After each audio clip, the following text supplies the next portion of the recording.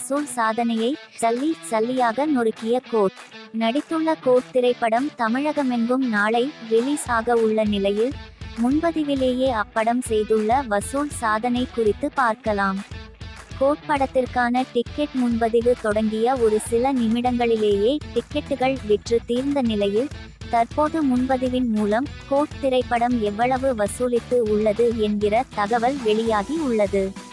அதன்படி தமிழ்நாட்டில் மட்டும் கோட் திரைப்படம் முன்பதிவின் மூலம் 16 கோடி ரூபாய் வசூலித்து உள்ளதாம்.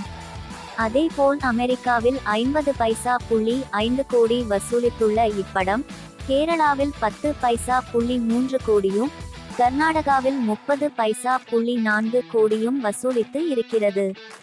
இதன் மூலம் முன்பதிவிலேயே 30 பைசா கோடிக்கு மேல் வசூலை வாரி குவித்துள்ளது கோட் திரைப்படம். இந்த ஆண்டு